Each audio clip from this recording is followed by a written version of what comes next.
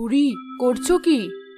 কিছু না, আমার এই কচু গাছগুলোতেই পানি দিচ্ছি। কচু গাছেও নাকি আবার পানি দিতে হয়? কি আর বলবো বুড়ি, বয়সের সাথে সাথে তোমার মাথাটাও গেছে।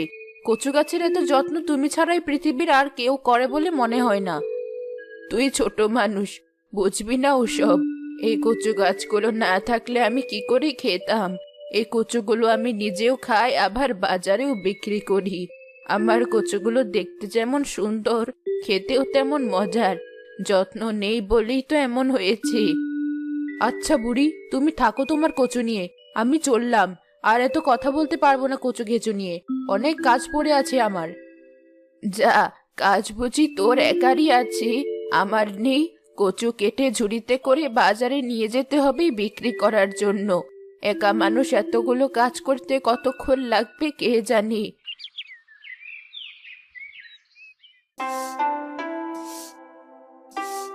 কোথায় যাচ্ছো? কোথায় আর যাব, বাজারে যাচ্ছি। যাওয়ার আগে বুড়িমার ওখানে একটু দেখে যেও তো সে ঠিক আছে কিনা, তার কোনো সাহায্য লাগবে কিনা।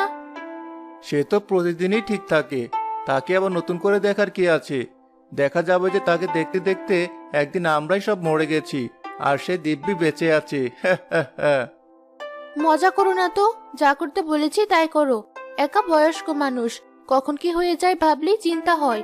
সেও এক নাছোড়বান্দা, কারো সাহায্য নিতে চায় না। আচ্ছা আচ্ছা, যাব, চিন্তা করো না।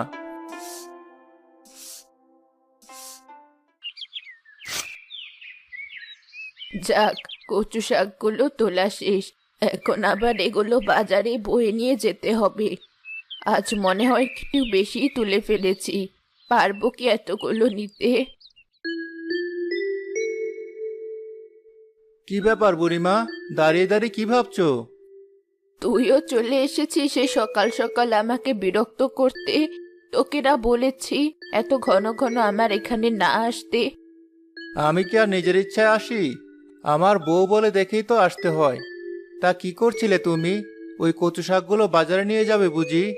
দাও, আমাকে দাও, আমি নিয়ে যাচ্ছি শাকগুলো। লাগবে না, আমি নিতে পারবো। তুমি অন্যদিন নিও, আর যেহেতু আমি চলেই এসেছি, আমি নিয়ে যাই তোমার কচু শাকগুলো। কি পাগল ছেলে! আচ্ছা নিয়ে যা, এত করে যখন বলছিস। বাড়ি যাওয়ার সময় ওখান থেকে কটা শাক নিয়ে যাস তোর বউয়ের জন্য। আচ্ছা বুড়িমা। হাসু শাকগুলো ঝুড়িতে ভরে তার মাথায় তুলে হাঁটা শুরু করলে বুড়িও তার পিছু পিছু হাঁটা শুরু করলো।